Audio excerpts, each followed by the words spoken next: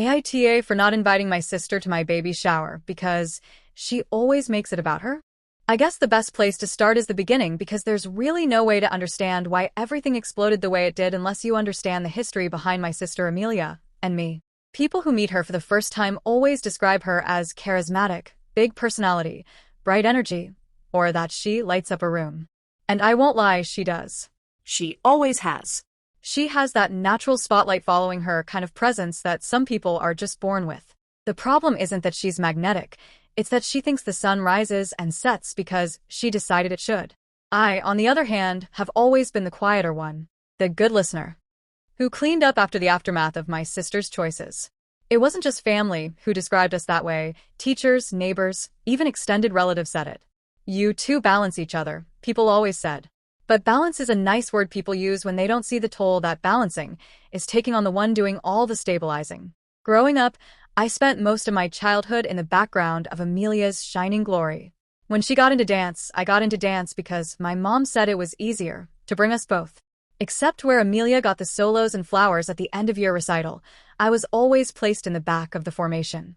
By middle school, Amelia was the popular girl. I was the nice girl. So fast forward. I'm 31 now, newly married to my absolutely wonderful husband, Noah, and currently pregnant with our first child, a baby girl. We've been trying for a while, and when I found out I was pregnant, I burst into tears in the bathroom. Noah was ecstatic. His whole face lit up. My in-laws were over the moon, and when we told them, his mom cried and hugged me so hard, she nearly knocked the breath out of my lungs. Then came the time to tell my parents and Amelia. I knew it would be a whole thing. Not because of my parents, they were thrilled, but because Amelia has always had this way of taking any news that isn't about her and making it somehow orbit her. Like when I got engaged, and she wore a white dress to our engagement party, as a joke. Or when Noah and I bought our house and she said, "Well, I won't be able to afford a house for a long time, so thanks for the reminder." It didn't matter if the moment was supposed to be mine. Amelia had to take a slice of it. So when we told my family at dinner, I braced myself. My parents immediately cried happy tears. My mom gasped, covering her mouth with both hands, and my dad hugged Noah. And Amelia, at first, she looked shocked. Then she stared at me for a long second. Then she said, "Wow, I guess this means I really need to step up my dating life if I'm going to give mom and dad a second grandchild." There it was. My moment became about her. Her dating life. Her hypothetical child. My mom immediately chimed in with, "Oh, Amelia, sweetie, you'll find someone. You're so amazing and beautiful." And even though my parents did congratulate me again later in the evening, the moment had already been derailed. That was the first seed of resentment that began blooming throughout my pregnancy. Now, I'm not super fussy. I didn't need a huge, extravagant baby shower. But Noah's mom and my best friend Lily insisted on throwing me one. I agreed, and truly, I was looking forward to it, especially because pregnancy hadn't been easy for me. But one thing I was quietly dreading was Amelia's involvement. It sounds cold, writing it out like that. She's my sister, but history had trained me well. So when Lily asked me who I wanted to invite, I was honest. Immediate family, Noah's family, close friends. That's it. She paused. What about Amelia? And there it was. A question that squeezed something unpleasant in my chest. I wanted to say no. Actually, I didn't just want to, I needed to. The thought of her being there triggered something deep and old in me. I could practically see it already. Her showing up late with some dramatic entrance, wearing something that steals the spotlight, making the event revolve around her. She would whine that the games were boring, complain that she wasn't in enough photos, and then find some way to make my pregnancy about her struggles. It wasn't paranoia. It was pattern. Still, I felt guilty. As always. But my gut said, not this time. I wanted a day that could be mine. So I said the thing that would start a family war. I don't want her there. Lily blinked. Are you sure? I'm sure. And she didn't push. She knew enough about my history with Amelia to trust me. My mom called me 4 days after invitations were sent out. I could tell from the moment I answered the phone that she knew. Her voice was tight, overly controlled in that way she got when she was trying not to accuse me of something. Honey, I noticed Amelia didn't get an invitation to your shower. I inhaled, trying to prepare myself mentally. I didn't invite her. Why not? Mom, She's made so many things about her, and this is one day I want to be peaceful and focused on the baby.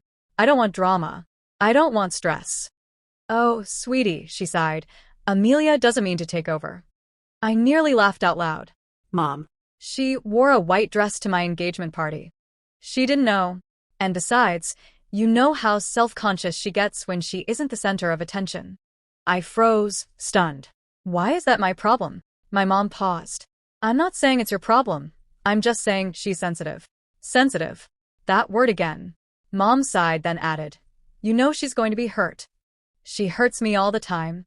She doesn't mean to. Intent doesn't erase effect. That shut her up for a second. Then she said, in the soft voice she uses when she's trying to manipulate me without seeming manipulative, can you please reconsider? For me? No. I'm sorry. But no. There was another long silence. Then she said, you're being unfair, and hung up. And I knew it was only the beginning. Amelia finds out. She didn't call. She didn't text. Instead, she posted something cryptic on her Instagram story, which, of course, was screenshotted and sent to me by 3 different cousins within hours. It always hurts when the people who should support you the most are the ones who exclude you. But I guess some people can't handle sharing their spotlight. A blurry photo of a fake tear on her cheek was attached. I didn't respond. Not because it didn't bother me. It did, but because I knew she wanted a reaction. But the silence apparently made her angrier, because 3 days later, she showed up at my house unannounced. I heard the pounding on the door, and not polite knocking, full-on, aggressive banging. Noah was at work, so I opened it. Amelia stood on my porch. Well, she said, marching inside without my inviting her. I guess we're doing this. I closed the door gently behind her, because the baby kicked every time there was a sudden loud noise. Doing what? I asked. You didn't invite me to your baby shower. Her voice cracked like she expected me to crumble at the sound. I didn't. Why? Her lower lip trembled. I inhaled deeply. Because every time we have something family-related, you take it over. And I don't want that for the baby shower. Her eyes widened in disbelief. That is so unfair, she spat. I don't take over anything. I bring excitement. People love having me around. Sometimes too much, I said gently. What is that supposed to mean? It means, I said slowly, that sometimes my milestones become your stage. Oh my God. She threw her hands in the air dramatically. You are still hung up on the stupid dress from your engagement? I told you, I didn't know it was white. I was trying to look cute for your event. I let that slide. No point arguing. It's not just that. It's everything. All the comments about my wedding, my house, my job. Noah, every time I've had something to celebrate, you've turned it into a comparison about yourself. She scoffed. So what? That means you exclude me from your baby shower? It's not about excluding you. It's about protecting my mental health. Oh, please. You're pregnant, not fragile. And something inside me snapped. Exactly. I'm pregnant. And I don't want stress. I don't want drama. And you bring both, Amelia. I'm sorry, but you do. Finally, she whispered, voice shaking. You're choosing other people over your own sister? I'm choosing peace. She inhaled sharply like I had slapped her. Then she stormed past me, slamming the door so hard the baby kicked again. 2 days later, I woke up to the kind of chaos I'd hoped to avoid my entire pregnancy. My phone was exploding with texts. My mother, my father, my aunt, 2 cousins, even my grandmother. Some were guilt-tripping. Some were passive-aggressive. Some were outright furious. Mom. I don't understand why you're being so stubborn.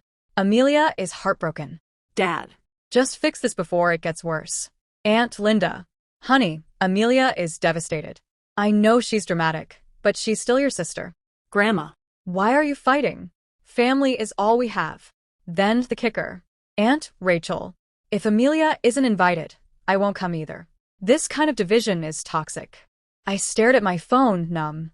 And that's when I knew I'd made the right choice. If Amelia came, it would be 10 times worse.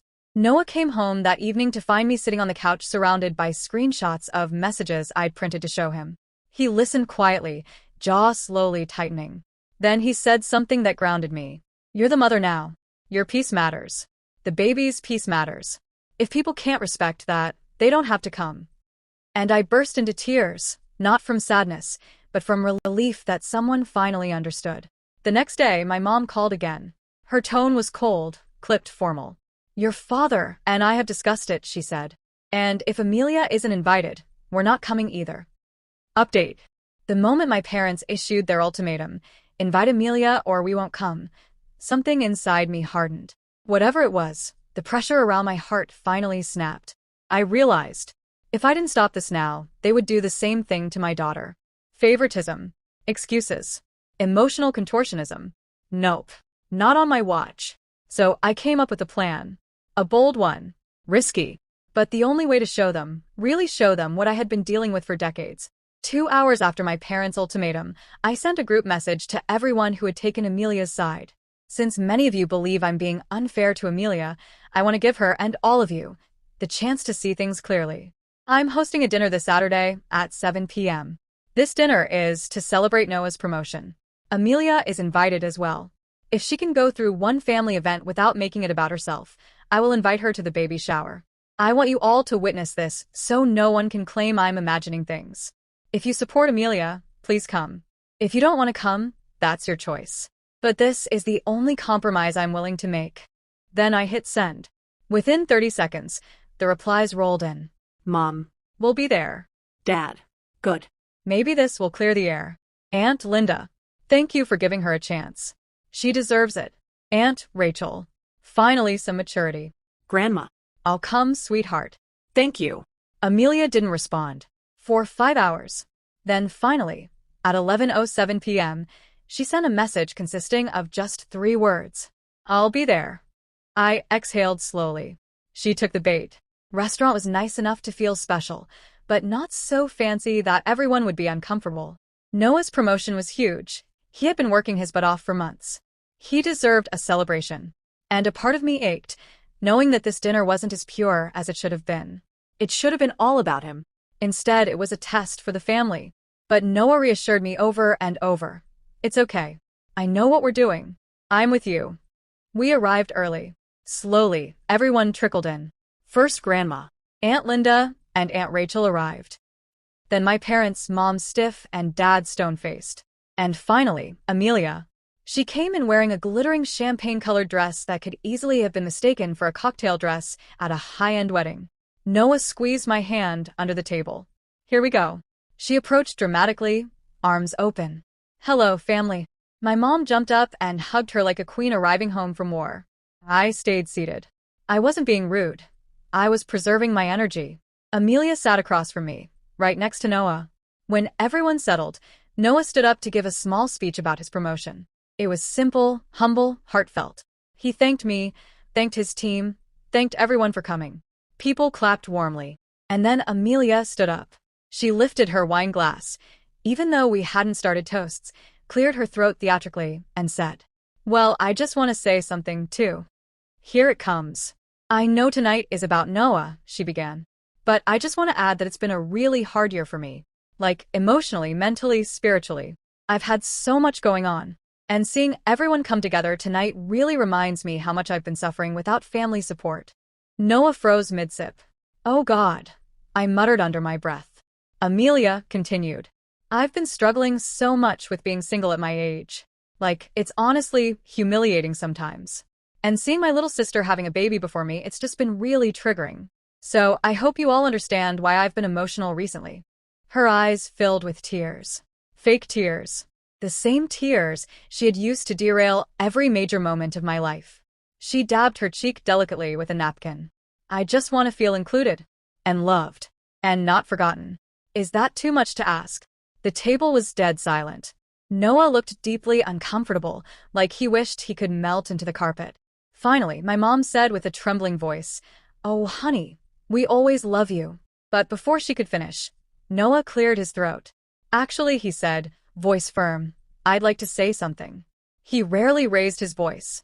"Amelia," he said, "I'm sorry you're having a tough year, but tonight actually is about me. And it feels inappropriate to turn this into a conversation about your pain." "What?" she whispered. "I mean it respectfully," Noah continued. "But this was supposed to be a night to celebrate my work milestone. Not compare life timelines. Not discuss personal struggles. Not shift focus." My mom gasped. Noah. She's being vulnerable. She's being inconsiderate, Noah said simply. And I'm saying this because I've watched it happen to my wife her whole life. The table fell into stunned silence. Amelia's eyes hardened into glass. You're attacking me, she said in a trembling voice, volume rising. I'm correcting you, he replied calmly.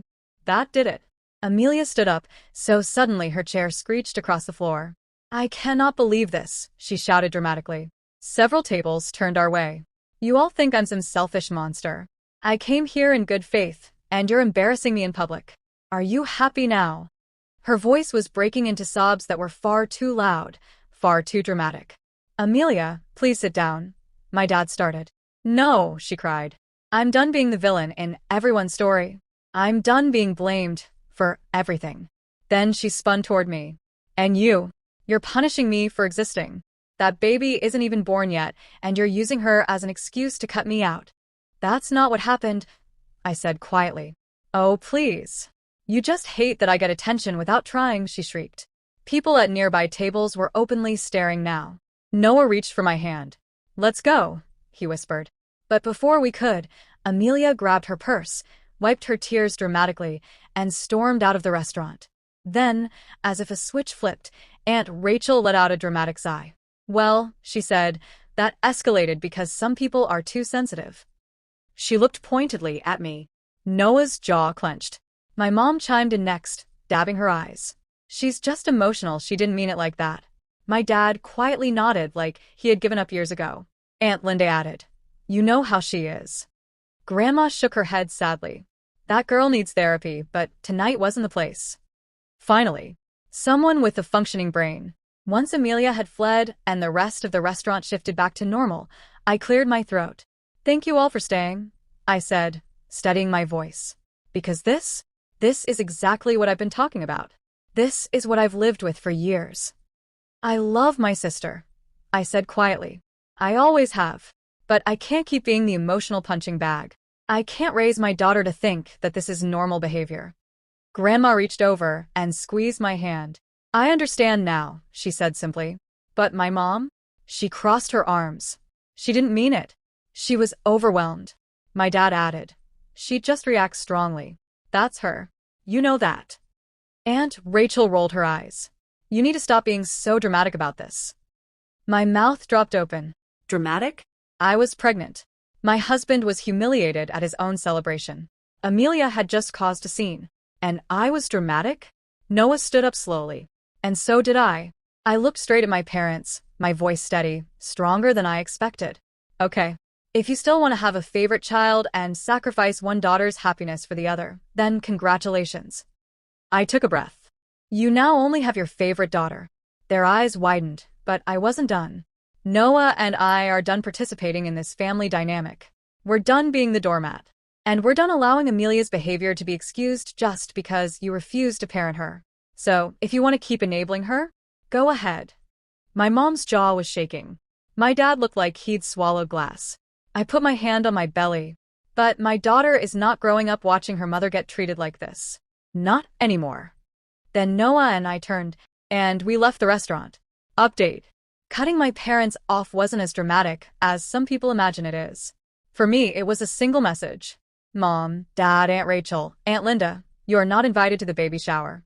Please respect that this is my boundary. Do not contact me about this again. I hit send. Then I blocked them on everything. I knew that if they truly wanted to break through, they'd try through other people. And they did. It started slowly. A cousin calling just to check in, but slipping in. Hey, your mom is heartbroken. She wants to. I hung up. Then an aunt from my dad's side who hadn't spoken to me in months suddenly calling to say, Sweetheart, your father is very upset. He didn't mean, I have to go, I said and ended the call.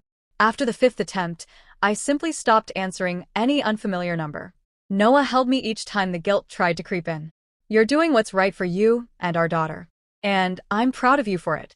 I apologized to him again and again for using his promotion dinner as a test.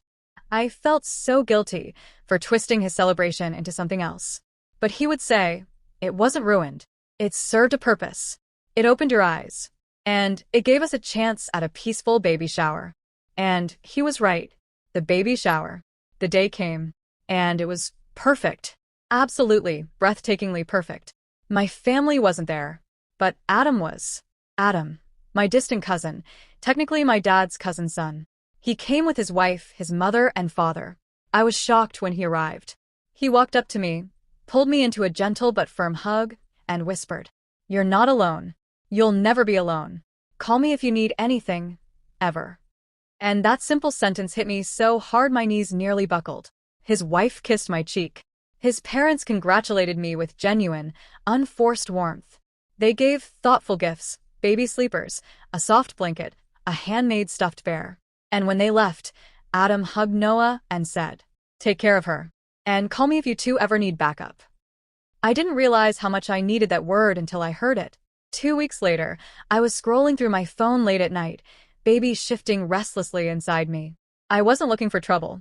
I wasn't even thinking about my family. But Instagram has a cruel way of pushing the wrong thing into your hands at the wrong moment. I saw Amelia's post. She was standing in front of a mirror, wearing a sparkly pink dress, hand on her stomach, as if she was the one pregnant. The caption read, "Can't believe I'm going to be an aunt soon. Even though this has been such a hard emotional journey for me, I'm finally learning to accept that life happens out of order. One day it will be my turn. But until then, I guess I'll just have to be the best and most supportive aunt ever." And beneath it, "My parents, we love you so much. You're going to be an amazing aunt. Ignore the negativity. Family always finds its way back. Aunt Rachel with a heart. Aunt Linda with a you deserve the world." Comment after comment validating her. Then, without hesitation, I made my decision. None of them were invited to my delivery. None of them were going to meet my daughter. Labor came suddenly and violently at 3 a.m. Everything after that moved in a whirlwind. Our daughter entered the world red-faced and furious. I held her against my chest and sobbed until the nurses had to remind me to breathe. My parents tried to find out what hospital I was at. They called relatives, neighbors, old friends. At one point, someone even messaged Adam's wife asking if she knew anything. Adam shut all of it down. The morning after I gave birth, Adam showed up with his wife. They brought flowers, snacks, and a card. And then Adam placed a small velvet box in my hands. "For you," he said softly. Inside was a necklace, a stunning one. A delicate gold chain with a tiny mother and child pendant holding a small pearl. It wasn't just beautiful. It was expensive. Ridiculously expensive for a distant cousin to give.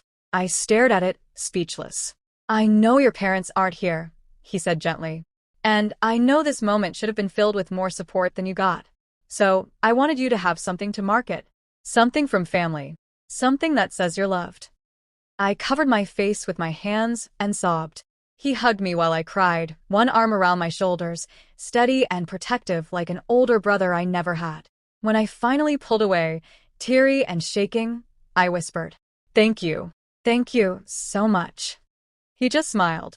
Coming home with a newborn is terrifying and magical in equal measure. Noah had set everything up. Noah made sure I didn't lift a finger. Adam made sure no one found out where we lived or tried to show up. For the first time in my life, I understood what peace actually feels like. And for the first time, I felt no guilt about the decisions I made. Only relief. The weeks after bringing my daughter home felt like living in a soft bubble of calm. And my parents, they believed grandparenthood was a right, not a privilege. It started with blocked calls. Then voicemails left from different numbers. Then texts from unknown senders I didn't recognize. Finally, they tried at the one place they shouldn't have. My home. It happened on a quiet Sunday afternoon. Knocking. My stomach dropped. I stayed completely still. Noah peeked through the curtain. His jaw tightened. "It's them. My parents." My mother stood on the porch holding something. A gift bag, maybe. My father stood behind her looking tired. They knocked again. "Open the door. Please." I didn't move. Another knock. Louder. "It's Mom. Honey, please. Just let us see you. Or the baby. Anything." Noah stepped beside me, hand on my shoulder, grounding me. "You don't owe them anything," he whispered. And he was right. My mom's voice cracked through the door again. "We're sorry, we didn't know you were hurting so much. Please let us fix it." Her words hit the wood and fell flat. My dad said something too soft to hear. After a few minutes, the knocking stopped. Noah exhaled. "They're leaving." But they didn't leave empty-handed. They left something behind. It was by the door, he said gently. My name was written on the front in my mom's handwriting.